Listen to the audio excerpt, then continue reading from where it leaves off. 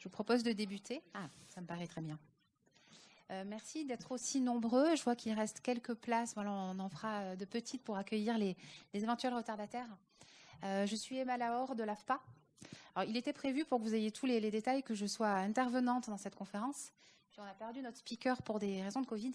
Donc voilà, étant donné qu'on n'a pas encore d'hologramme, je tiendrai les deux rôles, à la fois de speaker et j'apporterai aussi des compléments d'information en fin de conférence sur la partie organisme de formation. Alors, il nous a paru important à nous, AFPA, en tant qu'organisme de formation et avec nos partenaires, d'évoquer la question de l'accompagnement et de la fidélisation des collaborateurs. Ici, on va parler métier, on va parler emploi, on va parler parcours de carrière, en fait. C'est vraiment un des sujets qui nous animent et autour desquels on a souhaité vous convier, alors que vous soyez salarié, futur salarié du secteur, responsable de structure, voilà, DRH. On espère que vous aurez des questions à nous poser parce que cette conférence, elle se veut d'abord un temps de présentation. Il faut que je le garde plus près, je pense. Ouais. Elle se veut d'abord un temps de présentation et puis elle se veut aussi surtout un temps d'échange pour voilà, venir diffuser les pratiques et les bonnes pratiques que vont nous présenter nos intervenants. Alors, plusieurs intervenants aujourd'hui. C'est là qu'il faut que je me rapproche parce que ça ne fonctionnait pas tout à fait. Plusieurs intervenants aujourd'hui qui prendront la parole à tour de rôle. Christine Vincent, qui est directrice d'EHPAD et chef de projet chez Domus Vie et qui travaille en lien avec l'AFPA sur un projet innovant, pionnier. Et je vous en prie, vous pouvez rentrer. Je me permettrai de m'interrompre pour accueillir les personnes. Il vous reste 2 places ici. Il vous en reste aussi là. Et puis tout devant, si vous avez envie d'être... voilà.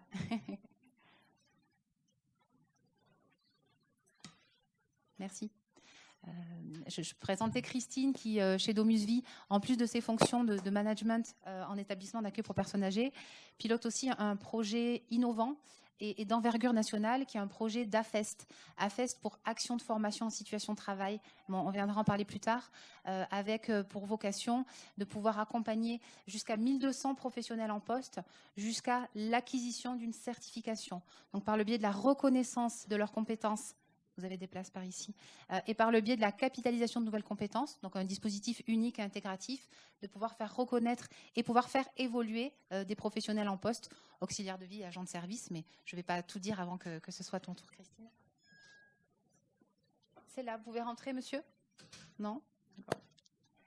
J'ai pas de chance, vous avez une place qui est ici, peut-être. Jean-Catherine. On donnera ensuite la parole à Olivier Gérard, qui nous parlera de REVA, que certains d'entre vous connaissent. Si vous ne connaissez pas REVA, il était temps d'en entendre parler, parce qu'on est sur un dispositif complètement expérimental, qui préfigure d'ailleurs l'avenir de la reconnaissance des acquis d'expérience, et qui s'adresse à tous les professionnels du secteur de l'accompagnement, de la dépendance, de l'autonomie, du prendre soin, et j'aurais pu dire et de l'aide à domicile, voilà pour ajouter un adjectif. L'idée étant de venir vous exposer ce dispositif, ses objectifs et comment, à travers la reconnaissance des compétences, on peut accompagner le maximum de personnes vers une évolution professionnelle, vers des passerelles, vers un parcours de carrière enrichi dans les métiers de l'accompagnement. Voilà, j'aurai aussi le plaisir... geste ça, non maîtrisé. J'aurai aussi le plaisir de représenter l'AFPA en tant qu'organisme de formation et de rentrer dans le détail de tout ce qu'on peut mobiliser comme organisme de formation au plus près des personnes et au plus près des entreprises pour pouvoir mettre en place avec tous les nouveaux leviers qui sont les nôtres, des parcours de formation et de reconnaissance des compétences sur mesure, toujours dans cette optique d'accompagner les trajectoires de chacun en fonction des souhaits d'évolution à un moment donné, en fonction des possibilités de l'entreprise. Voilà, on est vraiment au plus près aujourd'hui de pouvoir proposer des parcours sur mesure qui tiennent compte des acquis des personnes et qui leur permettent d'en capitaliser de nouveau. Et c'est ce que j'aurai le plaisir d'évoquer avec vous. Voilà pour le lancement. Je pense. Bon, avant de. Oula, je ne maîtrise pas bien cette souris-là, excusez-moi. Avant de débuter avec Christine, voilà, ce qui nous paraissait intéressant pour traiter la thématique aujourd'hui, c'est que vous le savez, pour ceux qui recrutent parmi vous, des intervenants, on a aujourd'hui de plus en plus de difficultés à recruter. Ça vaut à peu près pour tous les secteurs d'activité. C'est particulièrement vrai pour ceux des services à la personne et c'est particulièrement vrai en France. Alors, je vous ai extrait des chiffres. C'est toujours intéressant d'avoir accès à des statistiques, il me semble. Entre 2011 et 2016, chiffre un peu daté, mais il n'y en avait pas de nouveau. On compte en France, en Europe, 5 salariés pour 100 seniors, alors qu'en France, on ne compte que 2 à 3 salariés pour 100 seniors. hein, ce qui illustre bien la difficulté de pouvoir recruter du professionnel, des professionnels. Vous avez des places ici, excusez-moi. Vous en avez là aussi. Merci Olivier pour la passation. Je trouvais que ce chiffre était intéressant à avoir parce qu'il illustrait en fait les difficultés d'attractivité. Voilà, c'est quelque chose qu'on se répète aussi beaucoup. Vous ne m'entendez pas ? Oui. Alors, je pourrais même vous donner les sources si vous voulez. C'est plus spécifiquement dans la zone de l'OCDE. On trouve en moyenne 5 salariés pour 100 seniors, alors qu'en France, on ne comptait entre 2011 et 2016. Il n'y a pas eu de nouvelles études depuis, donc j'ai pris les chiffres à disposition. On ne comptait que 2 à 3 salariés pour 100 personnes âgées.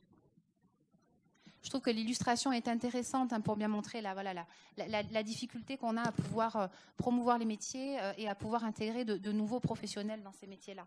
Alors, néanmoins, il y a des leviers qui sont déjà mobilisés, déjà envisagés.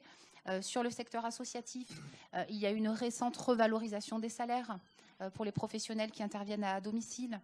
Il y a également les classifications qui sont revues et pour lesquelles on peut imaginer qu'elles permettront de promouvoir autrement les métiers. On voit aussi de nouvelles organisations du travail avec une autonomisation des équipes, dont on peut penser qu'elles seront autant de leviers d'attractivité. Donc, il y a des choses qui sont mises en œuvre. Les leviers, ils sont connus, ils sont identifiés. On s'inspire aussi des voisins européens pour pouvoir mettre des choses innovantes en place pour attirer.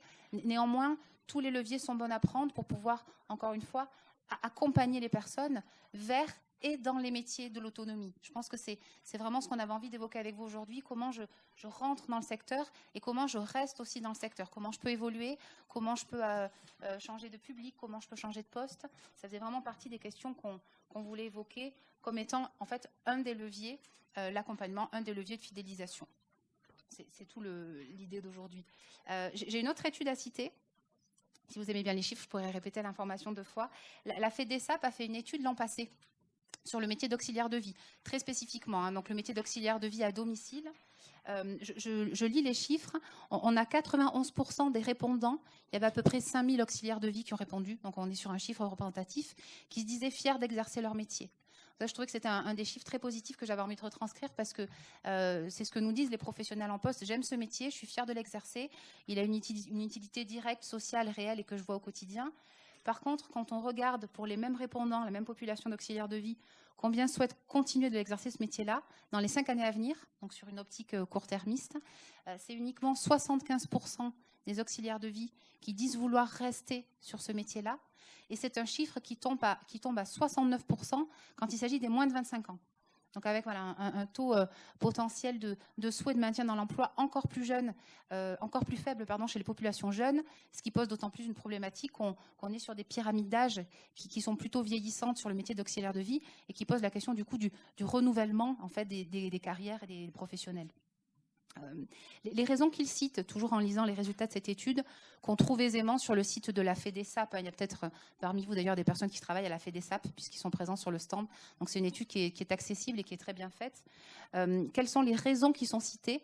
Parmi ces raisons-là, le manque d'évolution professionnelle et le manque de reconnaissance professionnelle et sociale sont des raisons majeures pour expliquer le questionnement de ces personnes à vouloir perdurer ou...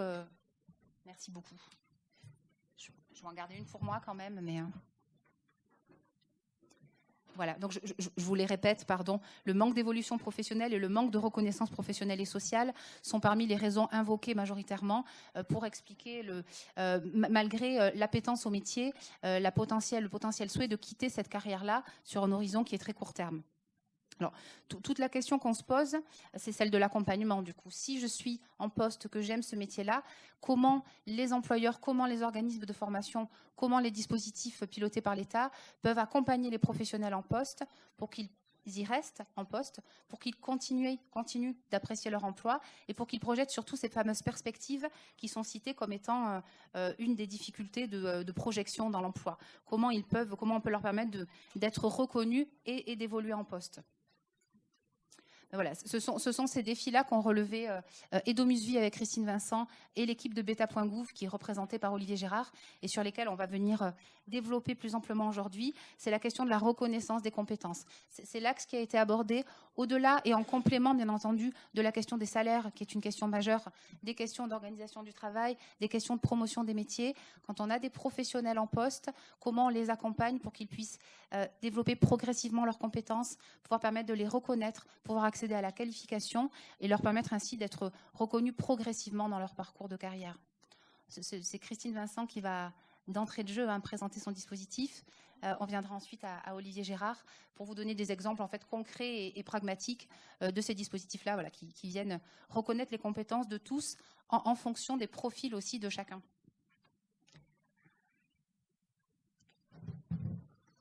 Je pense que j'y suis. Alors, Christine, je représente Christine pour ceux qui sont arrivés plus tard, est directrice d'EHPAD chez Domusvie. Elle aura l'occasion de présenter Domusvie plus dans le détail. Et elle est également chef de projet sur le dispositif financé dans le cadre de Definum, qui est un dispositif d'AFEST qu'elle va nous présenter plus dans le détail tout à l'heure. Est-ce que peut-être Christine, vous pouvez commencer par présenter votre structure ? Alors, Domusvie est un des spécialistes de l'habitat, des services et des soins. Ouais. Je pense que celui-là n'a pas l'air d'être branché. Domusvie est un des spécialistes de l'habitat, des services et des soins pour les personnes âgées. Le groupe est présent en France et également à l'étranger, dans 9 autres pays en Europe et en Amérique latine. La mission du groupe est simple, préserver la qualité de vie des personnes âgées, en particulier par le maintien d'une vie sociale active et d'aider les sociétés à s'adapter aux défis démographiques du vieillissement. Aujourd'hui, en France, on compte 15 000 collaborateurs, 260 EHPAD, 56 services d'aide à domicile et 20 résidences-services. Je trouvais intéressant de le préciser parce qu'on est au Salon des services à la personne et c'est une des activités de Domusvie. Mais effectivement, Domusvie intervient aussi par l'hébergement des personnes avec son réseau d'EHPAD et le dispositif qu'on va présenter effectivement couvre des métiers qui sont des métiers voisins. Peut-être que certains d'entre vous, avant d'exercer à domicile ou avant d'intervenir sur les métiers du domicile, travaillent en établissement. Donc voilà, je trouve aussi que les liens à faire entre les métiers sont intéressants à travers l'exemple de Christine. Est-ce que Christine, vous voulez rentrer peut-être plus dans le détail de la question du recrutement et de celle du turnover, l'une allant avec l'autre, chez Domusvie et au sein effectivement tant des services d'aide à domicile qu'au sein de vos EHPAD? Alors les profils recrutés sur les fonctions de premier niveau, ce sont surtout des personnes sans diplôme, sans qualification, bénéficiant de peu d'expérience dans le secteur.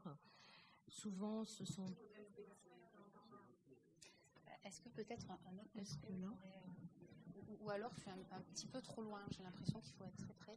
Est-ce que vous m'entendez mieux? Parfait. Donc les profils recrutés sur les fonctions de premier niveau, ce sont des personnes qui sont plus particulièrement sans diplôme et qui bénéficient de peu d'expérience dans le secteur. Ce sont des personnes, souvent des femmes, souvent d'un âge mûr, qui ont quitté le système scolaire depuis assez longtemps. Les difficultés de turnover et de recrutement, en général, on constate ces dernières années, et ça s'accélère de plus en plus, une baisse des candidatures, quel que soit le territoire géographique. À domicile, les raisons sont certainement liées au peu de temps plein qui sont proposés, même si on essaye de plus en plus de proposer des horaires qui sont supérieurs à 100 heures par mois. Ce sont des horaires qui sont compliqués, avec des soins le matin, des soins l'après-midi, une coupure entre deux. Et puis, il y a des contraintes également avec le travail un week-end sur 2. En EHPAD, c'est un petit peu la même chose. On a beaucoup moins de candidatures parmi les jeunes.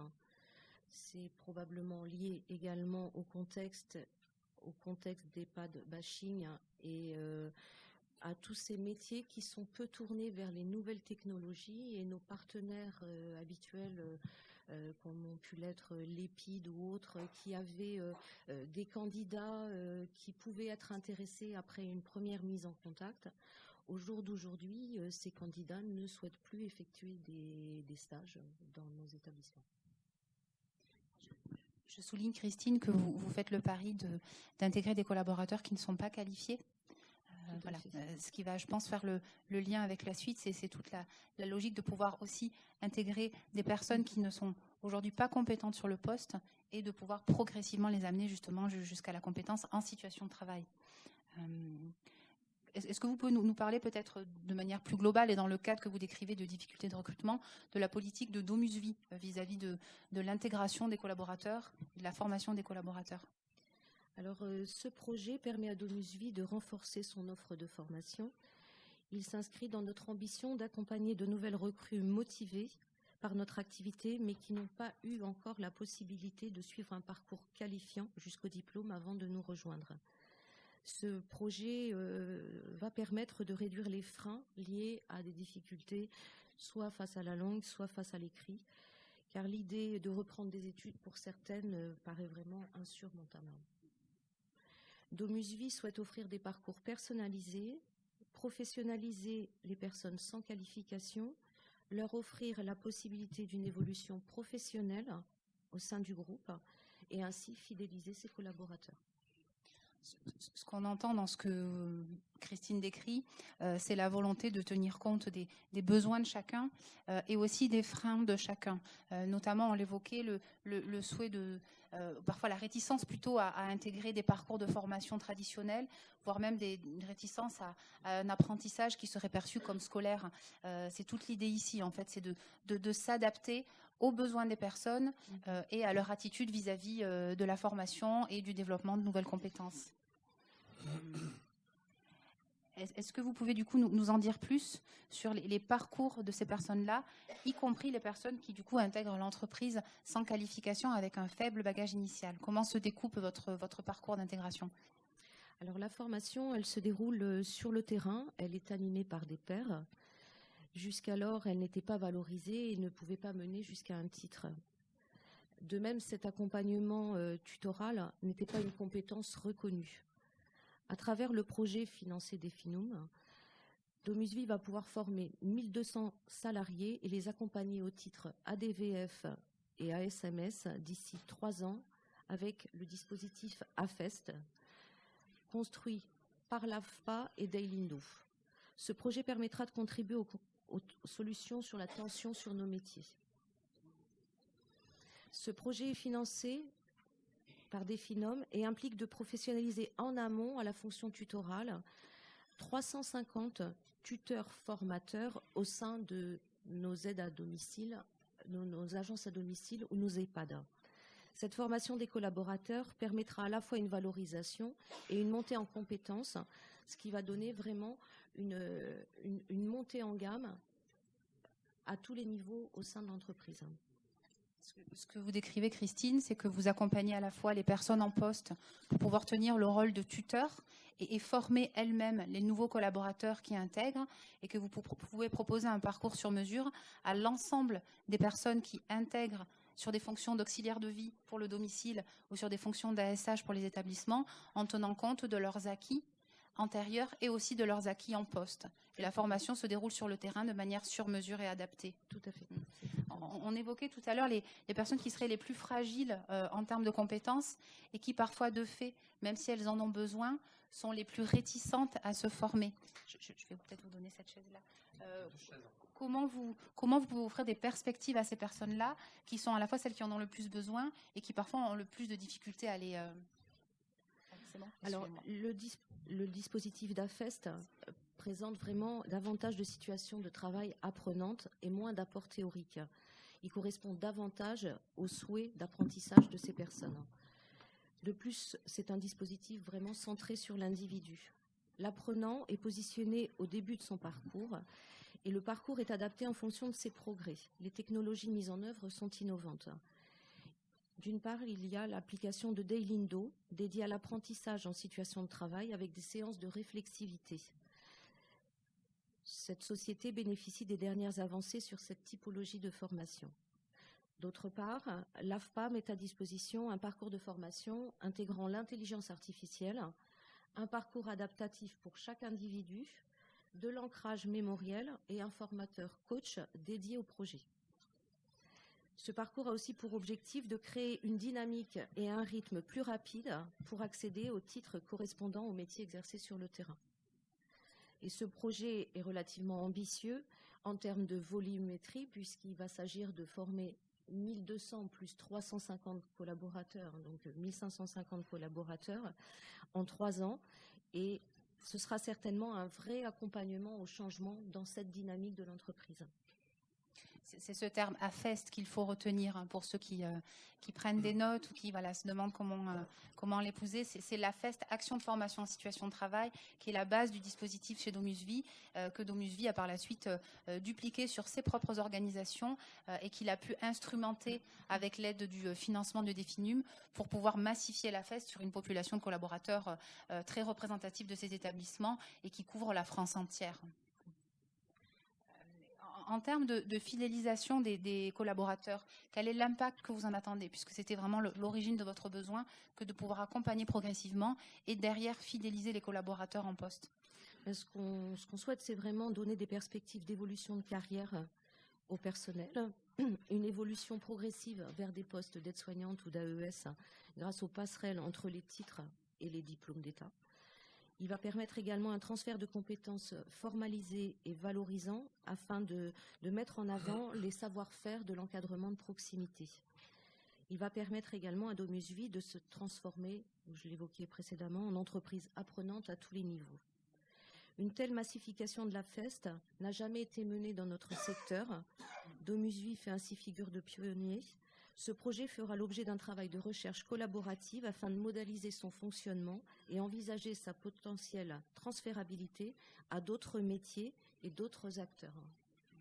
Ce sera un livre blanc que vous produirez, que l'on produira à l'issue de ce travail-là, qui sera de fait accessible pour que l'ensemble du secteur, encore une fois, de l'aide à domicile, mais aussi de l'hébergement par les EHPAD, puisse avoir accès à des grandes lignes de la méthodologie qui a été mise en œuvre pour aller jusqu'à la qualification de ces 1200 collaborateurs dans un premier temps, puisqu'il est à parier que DomusVi saura par la suite continuer de dupliquer l'opération pour continuer d'accompagner toujours plus de personnes vers une certification et donc vers des perspectives évolutives de carrière au sein de votre groupe.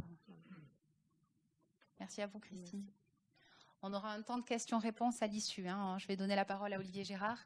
N'hésitez pas à les conserver au chaud parce qu'on aura l'occasion d'en échanger. Olivier, c'est à vous. Vous représentez Beta.gouv, mais je vais vous laisser en dire plus. On va échanger avec vous sur REVA, que certains d'entre vous connaissent et qui a pour objectif de faciliter, je pense que c'est un peu le terme clé de REVA, l'accès à la certification. On pourrait dire l'accès au diplôme, si on voulait utiliser un terme un peu plus connu, à tous les professionnels, mais pas que, également aux demandeurs d'emploi qui ne sont pas en poste actuellement, mais aussi aux aidants familiaux et aux bénévoles, à un large panel de métiers du prendre soin et de l'accompagnement. Est-ce que vous pouvez nous présenter le projet REVA dans un premier temps et j'invite tout spécifiquement l'axe qui a été choisi, puisqu'il vise les formations et les fonctions du prendre soin et de l'accompagnement. Merci. Alors, bonjour à toutes et à tous. Donc, je m'appelle Olivier Gérard, je suis chef de projet de REVA. Qu'est-ce que REVA? REVA, c'est une start-up d'État. Une start-up d'État, start-up et État, ça fait toujours jamais bon ménage. Et en fait, une start-up d'État, c'est une entreprise, ou en tout cas un projet, qui fonctionne comme une start-up avec une phase d'investigation, de recherche et ensuite de construction d'un service public numérique. L'idée des start-up d'État, c'est de faciliter la vie des usagers et de mettre l'usager au cœur du système dans la transformation publique de l'État. Je suis rattaché au service de la Première ministre, la direction des services numériques. Vous allez me dire qu'est-ce que vient faire une start-up d'État dans la VAE. C'est un peu bizarre. La VAE est un dispositif d'accompagnement et des salariés du demandeurs d'emploi. Les start-up d'État, ça n'a pas vraiment beaucoup de vocation à s'occuper de cela. En fait, c'est assez original parce que c'est la première fois qu'en France, on décide de challenger un texte de loi sous forme d'irritant. Et s'il y a bien un endroit où il y a des irritants dans les dispositifs, c'est bien la VAE, puisque la validation des acquis de l'expérience qui a maintenant 20 ans, après une première phase de croissance, est aujourd'hui en décroissance complète. et qu'aujourd'hui, un candidat, quel qu'il soit, qui se renseigne sur la VAE et qui va aller jusqu'au bout de la VAE, c'est 10%. Il y a 60% d'abandon dans l'étape d'information avant la mise en œuvre et 30% d'abandon tout au long du parcours. Et donc, il y a quelques années, l'Inspection générale des affaires sociales avait remis un rapport au ministre du Travail, rapport qui est resté sur un bureau, comme souvent les rapports, qui pointait l'ensemble du dysfonctionnement des taux d'abandon des candidats à la VAE. Muriel Pénicaud a demandé un deuxième rapport en 2020, un rapport que moi je donnerais de vision. L'idée, c'est de comment je réinscris la logique de la VAE dans une logique de parcours et pas dans une logique de sanction.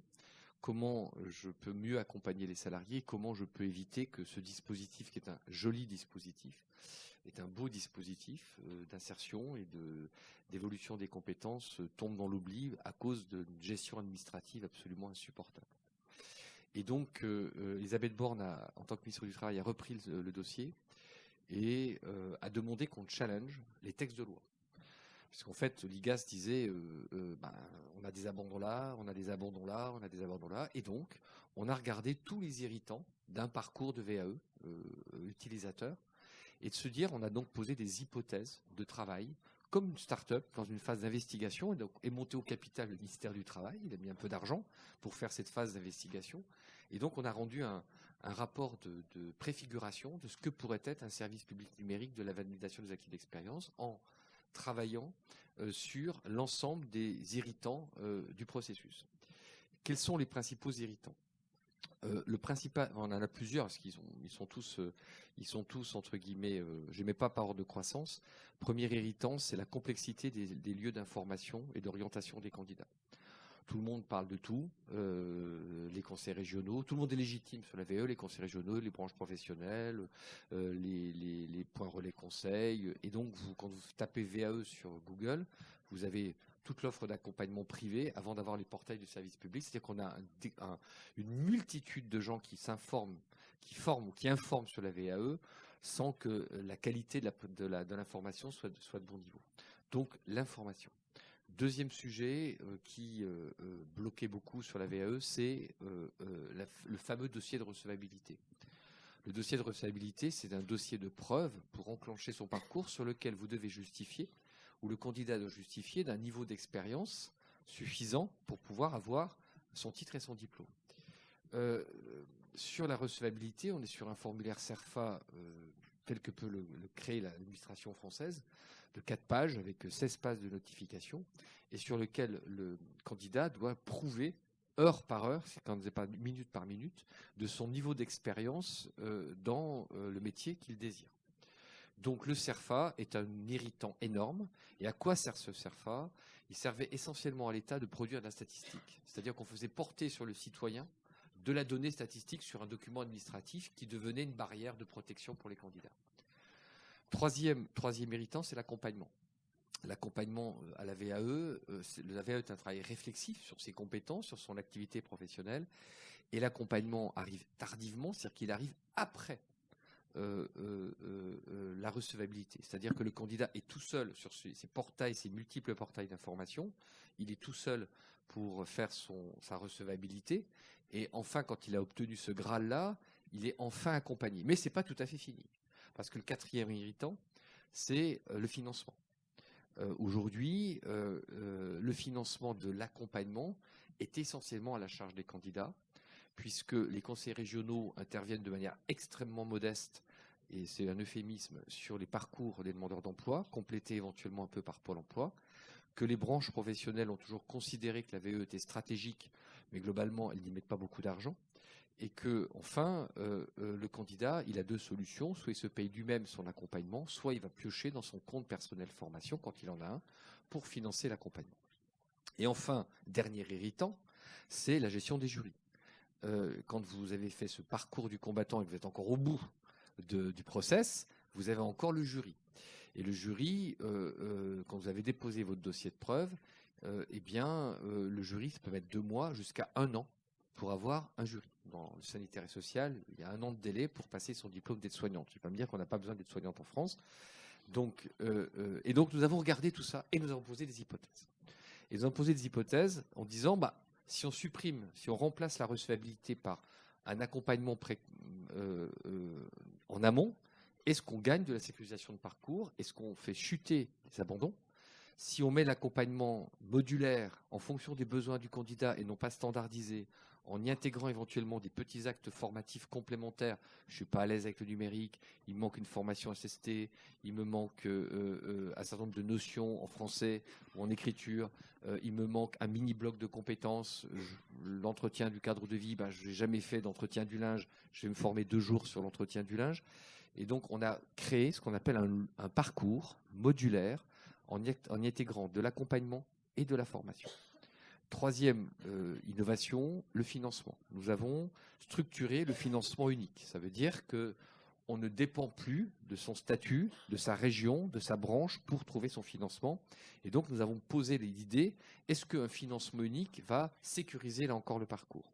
Et enfin, dernière option de travail, c'est la gestion des jurys. Est-ce qu'on est capable de faire des jurys plus courts en étant un peu disruptif sur l'organisation des jurys, parce que l'organisation des jurys, c'est quelque chose d'insupportable. Pourquoi les jurys, c'est si long? D'abord parce qu'ils sont assez peu financés, et que deuxièmement, la structuration des diplômes et la structuration des jurys liés aux diplômes relève des ministères certificateurs. Je vais prendre un exemple que vous avez fait hourir de rire, qui n'est pas dans les services à la personne, mais par exemple dans l'agriculture. Pour être membre du jury du BTS agricole, il faut que le président du jury soit un conseiller départemental qui participe à la commission d'aménagement du territoire du conseil départemental du secteur et qui soit nommé par le ministre de l'Agriculture. Autant dire que ça ne court pas sur les chevaux d'un sabot, on dit, sur le chapeau d'un cheval. Et donc, c'est très compliqué. Et donc, les jurys ne se tiennent pas. Et donc, c'est un vrai frein. Et donc, on a posé un certain nombre de bases. Et donc, on a fait ces hypothèses et on a lancé une expérimentation dans les métiers du grand âge, des services à la personne, une expérimentation flash. Flash, ça veut dire rapide, à partir des hypothèses, de dire si on change la loi, voilà ce qui va arriver.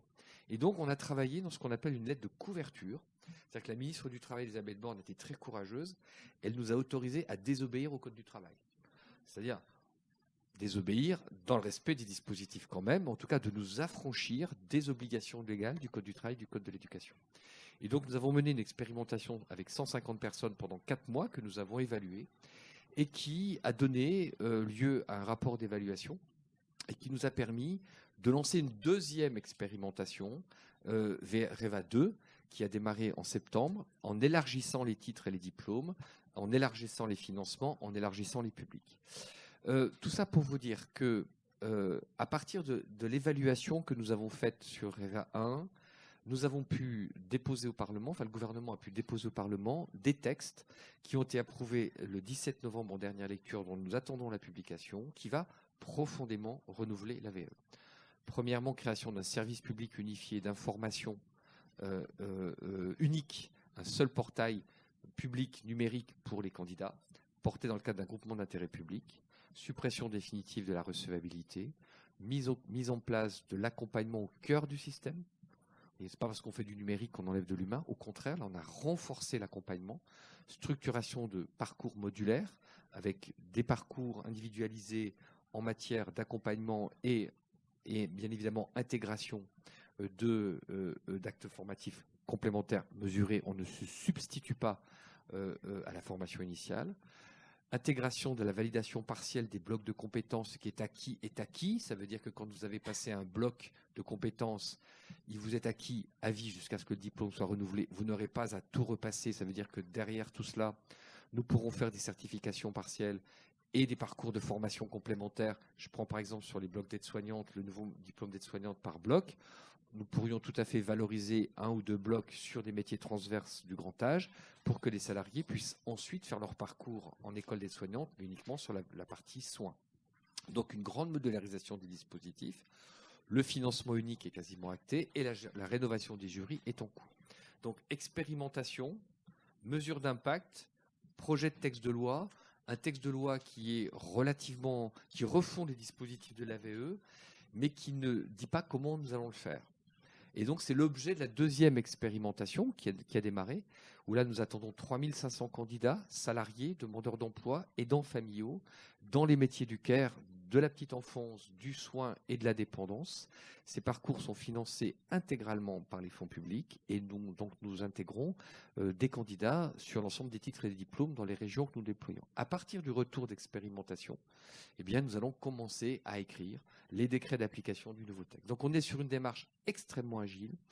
Le portail qui a été conçu, reva.beta.gouv.fr, préfigure ce portail numérique. Il a été conçu avec les utilisateurs. C'est pas nous, c'est pas moi je ne suis pas un informaticien, je ne suis pas non plus un développeur. Et nous avons fait ce qu'on appelle un travail d'UX, de recherche avec les candidats. L'idée, c'est si le candidat ne comprend pas, c'est que notre idée n'est pas bonne. Et donc, si vous allez naviguer sur Reva, vous allez voir les 17 titres les diplômes qui sont en visibilité sur l'expérimentation. Vous avez un chatbot qui vous permet de poser toutes les questions que vous voulez vous poser, mais c'est un chatbot avec des humains derrière, c'est pas des robots. Et donc l'idée, c'est qu'on repense complètement le dispositif et qu'on le sécurise, on le modernise et on le simplifie. Et donc, c'est cette démarche agile dont j'ai la responsabilité, qui est maintenant portée par Carole Grandjean, la nouvelle ministre déléguée à la formation et à l'enseignement professionnel, qui porte la mise en œuvre de ce projet. Nous aurons vraisemblablement une application du texte de manière définitive au mois de janvier 2024. En ce qui concerne les métiers du soin, de la dépendance, enfin, ceux qui sont dans l'expérimentation, nous avons un budget pour fonctionner jusqu'au 30 juin. Et à partir du 1er juillet, nous serons en avance de phase de la mise en œuvre de la réforme. Et donc, nous continuerons en élargissant les titres et les diplômes dans votre secteur. Et nous intégrerons vraisemblablement 3 nouveaux secteurs, vraisemblablement l'industrie, la grande distribution et les sports. Et en fait, en janvier 2024, le portail sera ouvert. Donc voilà, nous sommes dans une phase de start-up, d'innovation, d'investissement, de repositionnement.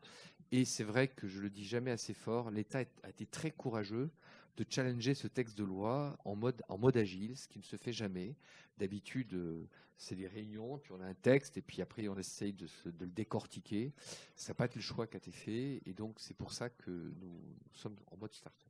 Voilà, je répondrai à toutes vos questions si vous le voulez bien. Vous avez ciblé, Olivier, avec Reva 2, tout spécifiquement le secteur du prendre soin. Alors, avec la particularité de ce secteur qui est d'être réglementé, ce qui est parfois toute la difficulté des responsables d'agence de pouvoir développer leur activité au regard des compétences des professionnels en poste. Donc là, on voit bien que Reva 2 vient vraiment correspondre à travers son tuilage et de reconnaissance des acquis et de développement de nouvelles compétences, puisqu'il est prévu 78 heures jusqu'à 78 heures de formation, permet vraiment de développer progressivement et les compétences et les parcours des personnes. C'est des parcours dits sans couture.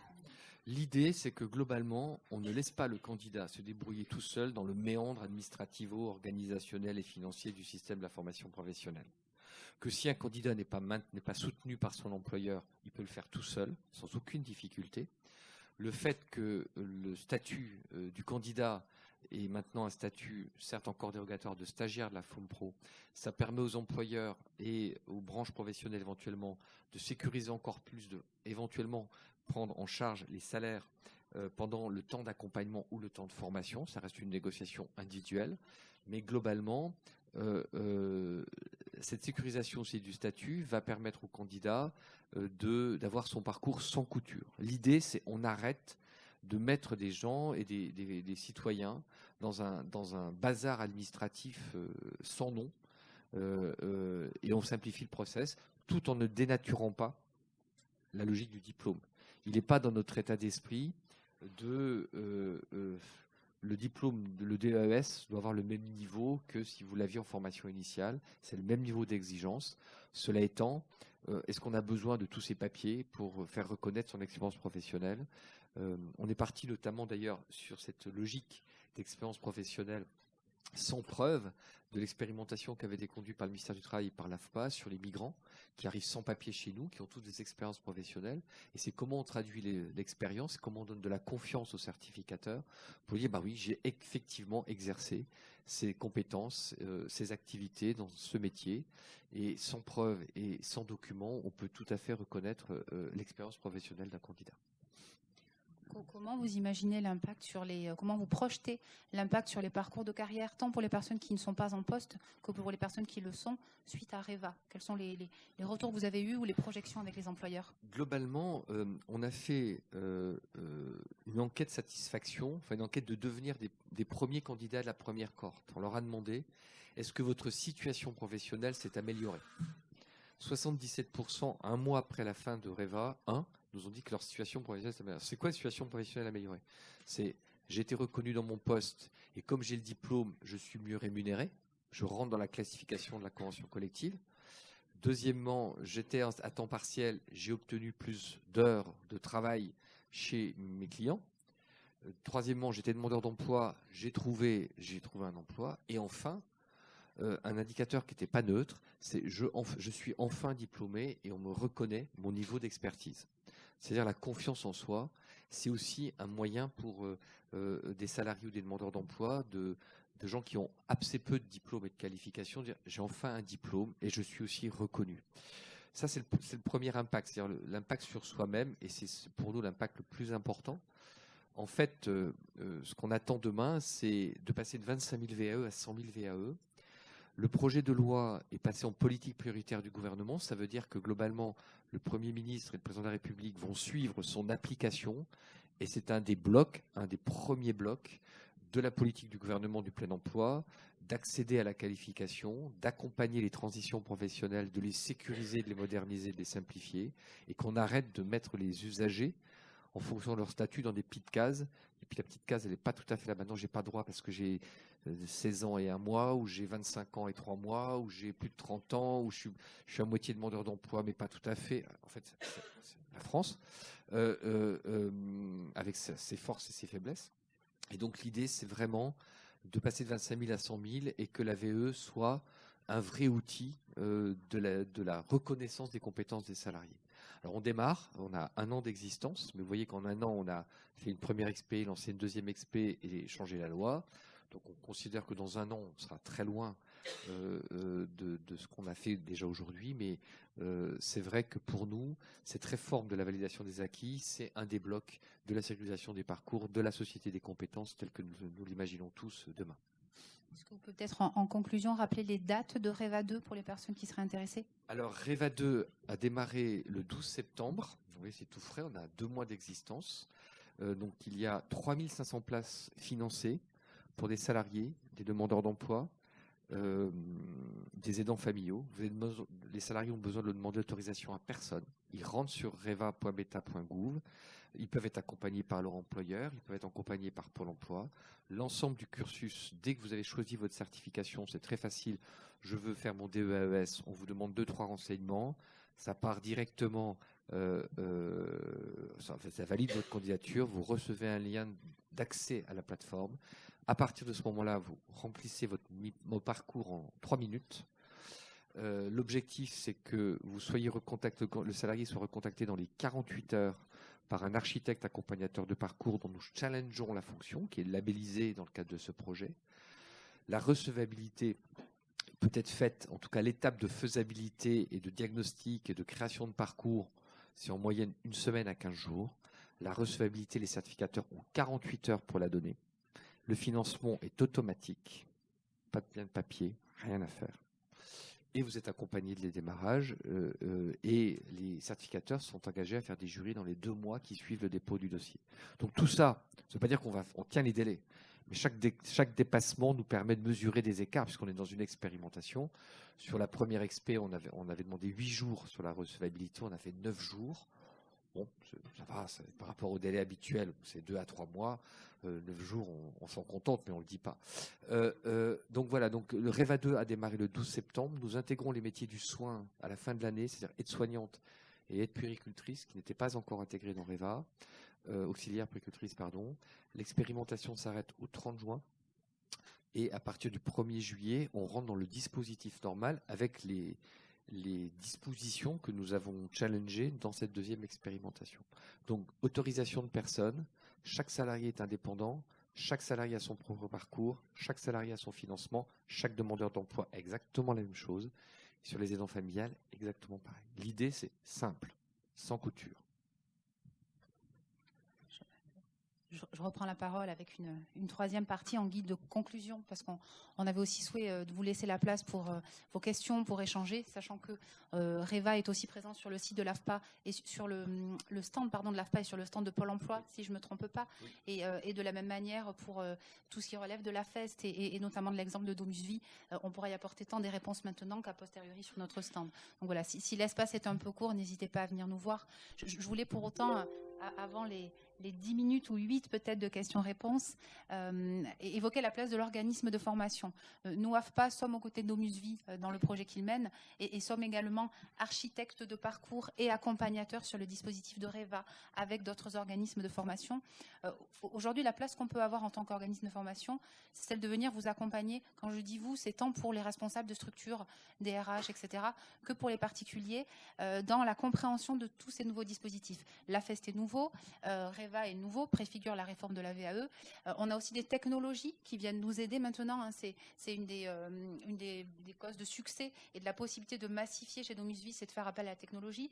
Ce qui vaut aussi pour REVA d'ailleurs, puisque l'idée de l'interface, c'est de pouvoir faciliter l'accès où que j'habite ou que je vive. On met en place de la formation à distance. Voilà, pour nous, ce sont les leviers de succès. Venir adapter avec vous, adapter aux besoins des collaborateurs, adapté aussi aux acquis des collaborateurs, parce que j'ai des compétences déjà acquises, mais j'ai peut-être des besoins, peut-être qu'il faut que je renforce aussi mon français, peut-être qu'il faut que je sois plus accompagnée, peut-être que vos organisations du travail ont aussi des besoins.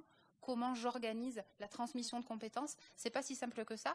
Je peux savoir faire, mais apprendre à faire, c'est encore une autre étape. Et c'est là aussi que l'organisme de formation est là pour accompagner vos collaborateurs à ce qu'ils puissent avoir ce rôle d'accompagnement, ce rôle de transmission, avec des formations au tutorat, avec des formations au rôle d'accompagnateur à FEST interne à l'entreprise. On y adjoint des solutions technologiques qui ne sont pas incontournables. Nous, à l'AFPA, on ne croira pas aux technologiques pour tout, parce que parfois, on n'en a pas besoin, mais à la juste dose de technologie pour venir faciliter, accélérer la mise en œuvre de ces formations, de ces accompagnements.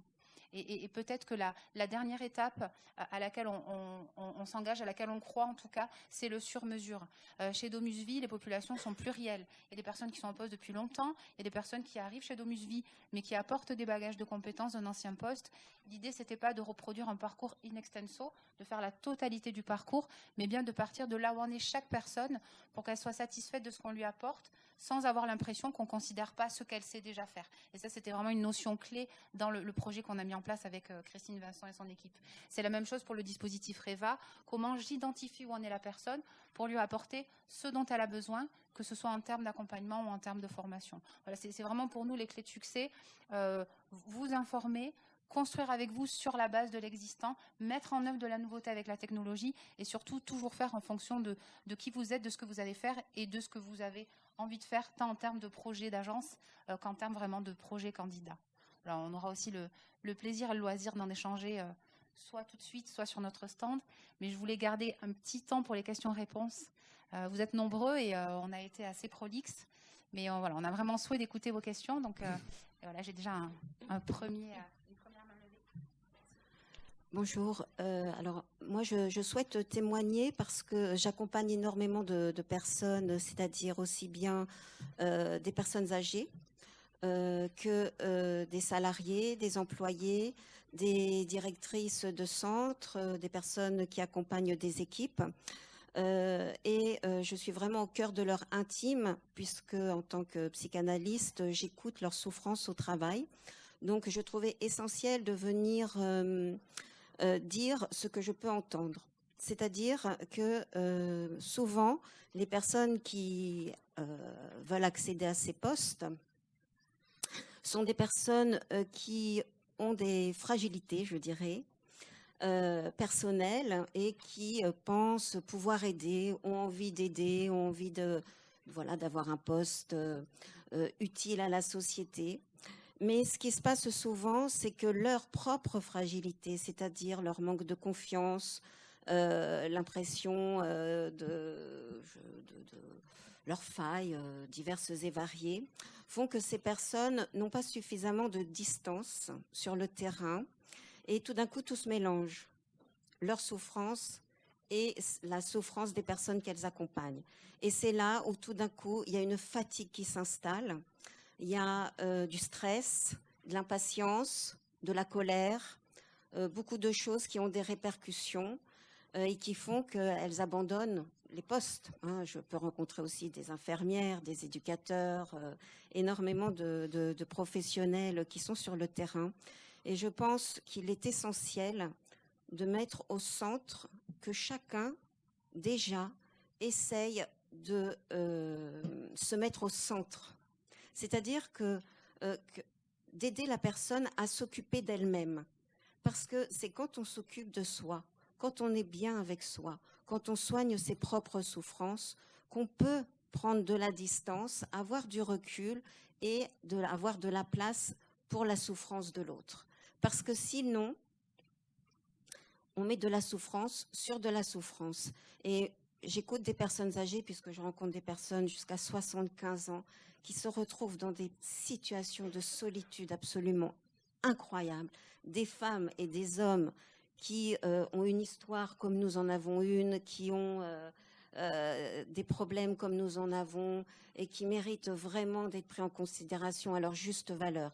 Mais pour prendre les personnes en considération à leur juste valeur, il faut être capable de se prendre soi en considération à sa juste valeur. Et je pense que là, il y a un travail à faire sur toutes ces, fragilités personnelles qu'on trimballe au travail. Et c'est-à-dire qu'ensuite, toutes les relations se basent un peu sur l'affect.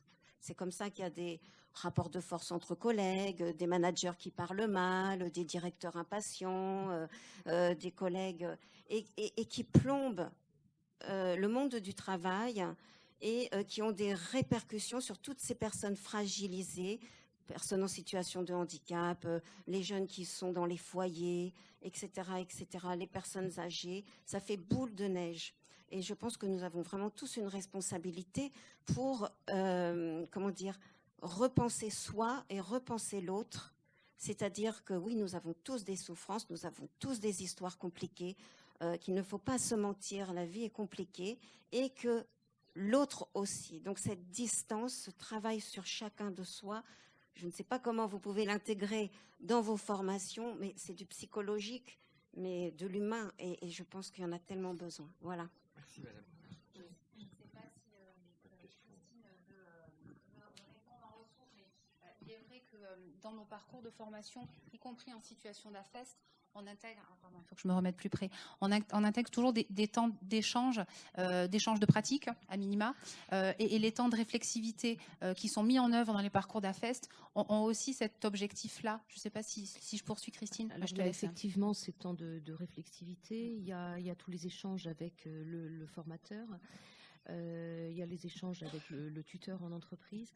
Et chez Domus, on a également mis à disposition des salariés la possibilité d'avoir des séances avec des psychologues pour ce suivi, parce qu'effectivement, c'est un travail difficile. C'est un travail, même si au départ, on a un certain équilibre qui peut être fragilisé par certaines situations. Et effectivement, on met à disposition en permanence des psychologues pour accompagner le personnel. Ça m'amène une réflexion, moi, sur les aidants familiaux. Ce que vous dites, madame. Les aidants familiaux n'étaient pas éligibles jusque maintenant à la VAE et le gouvernement décide de les intégrer. C'est pas parce qu'on est aidant familial ou qu'on a une pratique une pratique faite dans un cadre familial qu'on peut prétendre avoir un diplôme avec des gestes professionnels. On ne fait pas la toilette de sa grand-mère comme on fait la toilette d'un client. Et que donc ce serait aussi leurrer les aidants familiaux, c'est-à-dire je me suis occupé de ma vieille mère pendant 5 ans, pendant 10 ans, je peux prétendre à un diplôme d'État, un DEAES ou un ADVF. Vraisemblablement qu'on n'ira pas là-dedans. Et d'ailleurs, la pratique que l'on fait, les gestes qu'on fait dans un cadre familial, vous le savez tous et toutes, n'ont rien à voir avec les gestes que l'on fait de manière professionnelle. Par contre, que sur un certain nombre de compétences transverses, de soft skills, de savoir-être, etc., on puisse valider un bout de diplôme ou de titre, bien sûr, pour qu'ensuite les gens puissent repartir dans un parcours de formation complémentaire, justement pour intégrer toute cette dimension affective et ce recul nécessaire entre la situation familiale et la situation professionnelle qui n'ont strictement rien à voir. Voilà. Et on ne peut pas s'amener chez ses clients avec ses propres problèmes dans sa vie personnelle ou son histoire ou son propre vécu dans sa situation d'aidant familial. J'ai négocié un petit peu de marge pour d'autres questions-réponses. Merci, madame.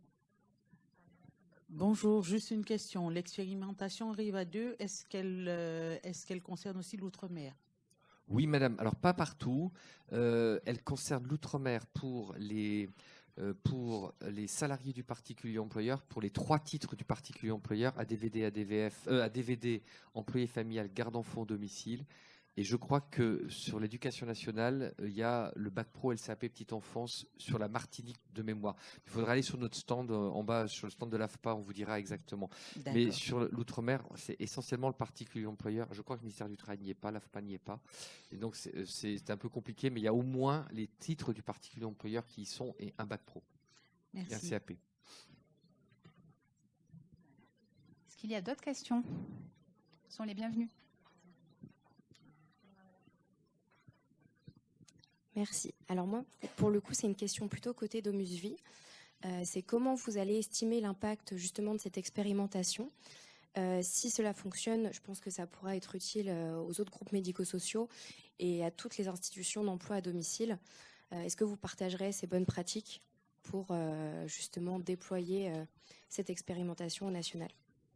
Dans le cadre du projet des FINOM avec l'AFPA, Dailindo et Domus Vie, nous allons mettre en œuvre l'élaboration d'un livre blanc, et donc effectivement qui sera à disposition de tous. Et l'objectif, c'est d'en faire profiter le plus de monde possible et pas de garder ça essentiellement pour Domus Vie. Tout le monde en a besoin. C'est aussi pour cela qu'on a opté pour des titres professionnels, donc d'assistants de vie aux familles et d'agents de services médico-social, qui sont très représentés tant sur les SAD qu'en EHPAD, pour pouvoir avoir une duplication derrière qui correspond au plus grand nombre et vraiment sur les premiers niveaux de qualification. D'autres questions?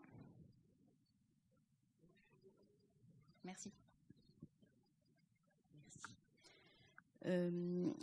La volonté de développer les compétences et de valoriser l'expérience des salariés, c'est pas nouveau. Avec Domus Vie, à l'AFPA, on avait mis en place, il y a une petite dizaine d'années, la VAE collective, qui permettait à la fois d'être portée par l'employeur et de limiter les difficultés qui étaient liées à la VAE à titre individuel. J'aimerais bien savoir, quelques années après, les conséquences sur la fidélisation des salariés aujourd'hui par rapport à toutes ces personnes qui ont été formées, qui ont fait leur VAE et qui ont validé leur titre. Alors là, je n'ai pas les chiffres exacts par rapport à Domus Vie. Je peux vous en parler par rapport à mon propre établissement. On a plus de 90% des personnes formées en VAE qui sont restées dans l'établissement. Ce qui est un point important sur ce point-là, plus les employeurs vont... Parce que c'est trop facile de dire on n'a pas de main-d'œuvre, on n'a pas ci, on ne trouve personne, etc. Malgré tout, la politique de ressources humaines d'une entreprise, elle est stratégique pour maintenir les collaborateurs déjà en place, pour éviter des turnovers effroyables. Plus l'employeur va être responsable, plus l'employeur va accompagner ses salariés, plus il va faciliter les choses, plus il va éventuellement sécuriser encore un peu plus le parcours qu'il ne le fait aujourd'hui, bien évidemment que les salariés, naturellement, vont rester dans l'entreprise. Si effectivement l'employeur dit tu fais ça hors temps de travail, je ne veux même pas le savoir, tu te débrouilles, et quand tu auras ton diplôme, je ne suis même pas sûr de te rémunérer à hauteur de, le marché est tel que en 5 minutes, il suffit de traverser le trottoir, comme dirait un président de la République, pour trouver un boulot dans ces secteurs-là. Donc l'association des employeurs, la participation des employeurs, la mobilisation des employeurs pour faire développer les compétences, elle est essentielle. Faute de quoi, les salariés, ils sont très mobiles. Aujourd'hui, on est en pénurie de main-d'œuvre. Globalement, ça pose aucun problème. Donc moi, je crois beaucoup à la mobilisation des employeurs. Ça me permet de rajouter que REVA est entièrement prise en charge. Ça, je pense que ça a été entendu. Donc, il n'y a ni défalcation du CPF de la personne qui peut du coup le garder pour d'autres projets, pour compléter ses compétences, ni mobilisation des fonds OPCO par l'employeur. Pour autant, l'employeur peut accompagner la démarche REVA. Nous, on l'évoque avec toutes les entreprises avec lesquelles on travaille. Et je sais aussi que c'est le cas chez Domusvie. Par la promotion du dispositif auprès de ses collaborateurs, je pense qu'on est sur un dispositif très gagnant-gagnant en l'occurrence. Monsieur, je crois que vous vouliez prendre la parole.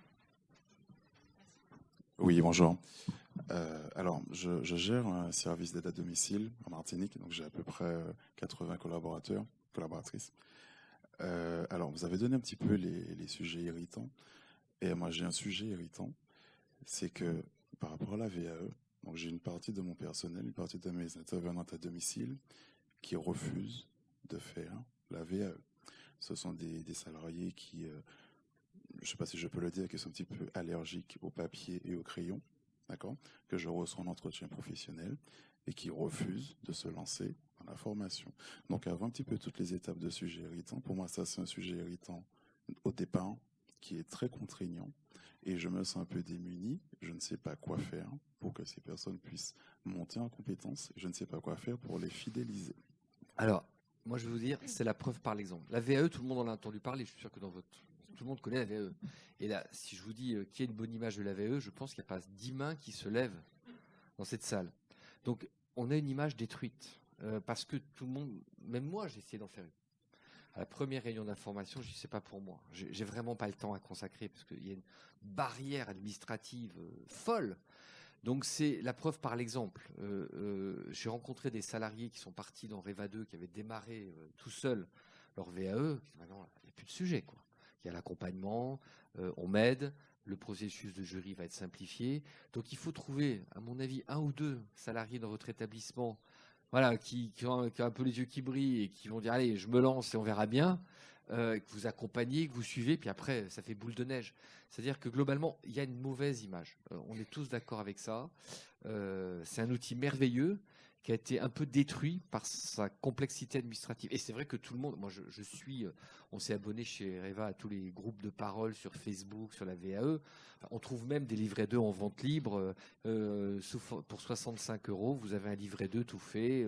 Et tout le monde se plaint d'adhérer des jurys, de la complexité des choses. Enfin, voilà, donc on a une mauvaise image. On ne changera pas le nom parce que le nom est important. REVA reste le nom de l'expérimentation, mais demain, il y aura un nouveau nom du dispositif, mais qui intégrera toujours le mot VAE, parce que c'est quand même important de garder la VAE. Mais je pense que c'est la preuve par l'exemple. C'est de prendre un salarié par la main, de le piloter un peu et de lui montrer que ses peurs, elles ne sont pas vraiment fondées. Vous allez voir, vous allez y arriver. Monsieur. Vous parliez de mobilisation des professionnels. Quelles sont les actions que vous comptez mettre en place pour justement que nous soyons informés? Alors, on a démarré plusieurs séquences d'information. D'abord, avec l'OPCO Uniformation, qui a diffusé à tous ses adhérents le projet. On a 2 webinars qui sont en cours avec eux qu'on va constituer. La semaine prochaine, je suis au CINERPA pour rencontrer les acteurs du CINERPA, les adhérents du CINERPA. Nous avons informé les 2 fédérations patronales, FESP et FEDESAP, qui devraient aussi programmer des webinars. L'idée, c'est qu'on essaye d'en faire le plus possible. Alors, on était un peu embêtés en termes de communication, parce qu'il faut faire un peu de politique quand même. Le texte de loi a été voté seulement le 17, et la ministre ne voulait pas qu'on fasse trop de com là-dessus avant le texte de loi, même si l'expérimentation a été duplement commentée.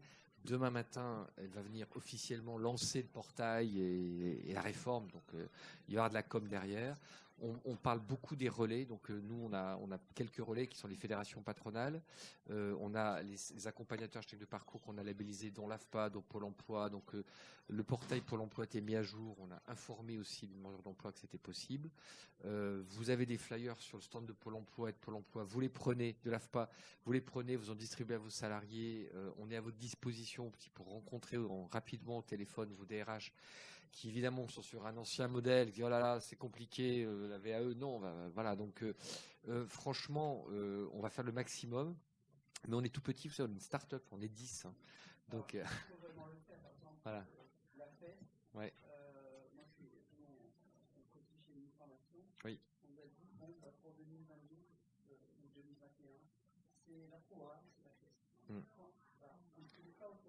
Ah ben ils ont dû faire un mailing quand même. Ils ont fait un mailing à tous leurs adhérents, Uniformation, parce que c'est les seuls qui l'ont fait, donc je peux le dire très honnêtement, pour leur informer de REVA 2. En plus, Uniformation, notre porteur financier, c'est-à-dire qu'on les a choisis pour gérer l'enveloppe qui nous est attribuée, peu importe, parce qu'on est en financement, peu importe le statut du candidat. Donc c'est Uniformation qui gère l'argent. Et on a programmé pour le 12 et le 15 décembre un webinar pour les adhérents d'Uniformation. Voilà. Je complète, côté organisme de formation, on est toujours partant pour organiser des réunions, même à distance, pour vous informer, faire la démonstration de la plateforme. Voilà, vous n'hésitez pas à vous rapprocher de nous, on le fait volontiers. C'est parfois la démonstration qui va permettre d'enclencher l'engagement. Et la démo est visible sur le site de Pôle emploi, sur le site de l'AFPA avec mes équipes. Oui, vous parliez tout à l'heure effectivement de faire monter les salariés en compétences. Je pense que moi, en tant que responsable d'un SAD, comme la majorité de mes confrères, je pense qu'effectivement, c'est vraiment notre objectif à tous. Et le problème, il est vraiment, à mon avis, ailleurs. C'est comment faire venir des nouveaux salariés, faire des reconversions professionnelles vers nos métiers. Je pense qu'on est tous, autant qu'on est ici, axés justement sur les montées en compétences. Vous parliez tout à l'heure, madame, de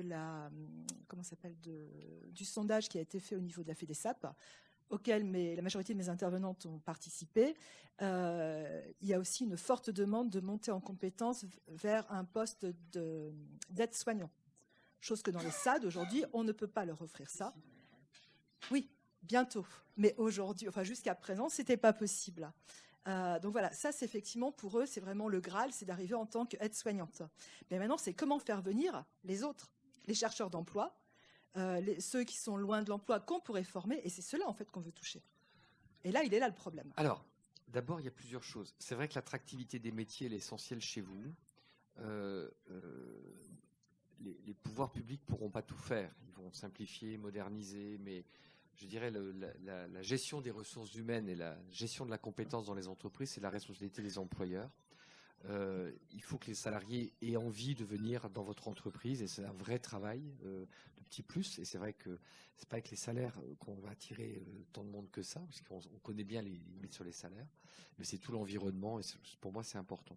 Sur les premiers niveaux de qualification et notamment les 100 niveaux de qualification, on va expérimenter deux choses. Premièrement, la VE inversée. Donc, on a déposé un amendement au Sénat la ministre a déposé un amendement au Sénat qui a été approuvé par le Sénat. L'idée, c'est de servir du contrat de professionnalisation pour prendre des gens qui ne connaissent pas le métier, qui vont venir en contrat de pro dans l'entreprise avec un tutorat renforcé, une structuration renforcée. Et l'objectif sera de passer une VAE à l'issue du contrat de professionnalisation. Donc, on va essayer ça. Sur les faisans fonction, notamment à l'hôpital, ou en maison de retraite, tous les faisans fonction aides-soignantes vont pouvoir avoir un parcours raccourci, bien évidemment, sur la VAE, là aussi avec la gestion des blocs. Et enfin, pour faire monter en compétences les salariés de votre secteur qui voudraient aller vers l'aide-soignante, il y aura des passerelles puisqu'on va l'expérimenter très vite. Vraisemblablement en décembre, j'étais hier au cabinet de François Braun, ministre de la Santé. On va ouvrir le dispositif aux aides-soignantes par bloc, vraisemblablement à la fin de l'année. Mais il y a c'est compliqué de faire venir des gens dans un secteur en tension quand les salaires, c'est pas ça qui doit motiver le plus les salariés. Il y a les conditions de travail, il y a la gestion des plannings, il y a la sécurisation du nombre d'heures. Enfin, il y a plein de sujets à poser. C'est vrai que je pense qu'il n'y a pas que le salaire dans un job, que la qualité de vie au travail, dans tout ce que ça comporte, c'est aussi important que le salaire. Je compléterai qu'on y travaille aussi à l'AFPA sur cette question-là. On sait aussi qu'il y a des personnes qui sont parfois intéressées par le métier, mais qui ne peuvent pas y entrer pour des freins, parfois sur des compétences et socles de base. Je maîtrise peut-être pas suffisamment encore le français aujourd'hui pour pouvoir interagir en autonomie à domicile, par exemple, ou j'ai une problématique de mobilité. Bon, ça, vous la connaissez bien. Ça, c'est une problématique que tout le monde connaît bien. On travaille aussi à créer, toujours en lien avec les structures avec lesquelles on travaille, des programmes amont qui nous permettent de venir et capter les personnes qui ont envie, mais qui ne peuvent pas tout à fait entrer dans le métier, ou les personnes qui peuvent se poser la question, parce qu'on a chez nous des personnes qui sont en reconversion et qui sont ouvertes à questionner les métiers qui recrutent justement. Donc vous n'hésitez pas à vous rapprocher de nous, parce que s'il y a un AFPA près de chez vous, on pourra certainement travailler. C'est souvent des petits flux, on ne pourra pas révolutionner la question de l'attractivité, mais on a à cœur d'accompagner chaque personne qui pourrait être intéressée par le métier pour construire un parcours très progressif vers l'emploi. On a 2 minutes ? Je rebondis sur votre dernière intervention. Je suis tout à fait d'accord. Il n'y a pas que le salaire. Par contre, quand vous allez accompagner quelqu'un pour qu'il se forme davantage, qu'il acquiert quelque part un diplôme, c'est légitime. Je veux dire, tout individu se dit, j'ai acquis un diplôme quelque part. Je suis d'accord avec vous. Je veux quelque part en tirer, gagner plus. C'est normal. Et c'est normal. Ça, il faut pas. Dans quelques secteurs que ce soit. Moi, je découvre le milieu de l'aide à domicile. Je vais peut-être m'y lancer. Je viens d'autres milieux, mais chaque fois, dès qu'un salarié obtient un diplôme et qu'on l'accompagne, c'est légitime qu'il ait cette démarche. S'il ne l'obtient pas, on génère de l'insatisfaction. Et donc un départ. C'est pour moi, la base. Le diplôme est classifié sur la convention collective. Il n'y a encore pas qui se trompe de diplôme, mais globalement, ils sont indexés, donc c'est la rémunération qui est automatique. Il n'y a pas de sujet à négocier pour moi. Et je reviens sur l'enquête que vous avez dite tout à l'heure. Une des deux raisons qui fait qu'un salarié quitte, en fait, c'est le manque de reconnaissance professionnelle. Alors ça, c'est le job du manager, mais c'est le manque de reconnaissance sociale. Et là, c'est le deuxième point sur lequel il faut travailler. C'est qu'à un moment donné, si on veut davantage former des jeunes, des moins jeunes, que l'on va qualifier, il faut qu'il y ait à la fois un accompagnement du manager, un accompagnement salarial, mais il faut aussi qu'il y ait une reconnaissance de la part du client final et de la société qui les emploie. Voilà. Et ça, cette deuxième démarche, il va falloir qu'elle soit accomplie parce que sinon, on va créer des formés et des insatisfaits. Voilà, je vous donne le micro, c'est peut-être plus Raymond Lapin. N'hésitez pas à venir échanger avec nous à l'extérieur de la salle après parce qu'on va être délogés. Alors, monsieur, vous avez tout à fait raison, effectivement, sur la reconnaissance sociale. Il y a un collectif qui s'est créé en février de cette année. Il y a un stand en F23, je crois, et c'est le collectif, justement, des professionnels du domicile. On est en train de se battre, j'en fais partie aussi, on est en train de se battre, justement, auprès du gouvernement, auprès des députés, tout ça, pour que, justement, nos métiers soient revalorisés, ne soient plus pris, que nos auxiliaires de vie ne soient plus considérés comme simples femmes de ménage. Donc, on est en train de se battre. Et là, vous pouvez vraiment aller sur le stand, il y a vraiment tout ce qu'il faut, on vous expliquera, pour justement reconnaître nos métiers à leur juste valeur et nos salariés. Aujourd'hui, effectivement, au niveau des salaires, le problème, c'est que vous n'êtes pas encore dans le secteur. Moi, ça fait 16 ans que j'y suis. On aimerait bien, effectivement, donner un vrai salaire à nos intervenantes. Le problème, c'est que nous, quand on ne peut pas augmenter nos prix comme on veut. Vous allez chez le boulanger, si demain il a envie de mettre sa baguette à 2 €, c'est son problème.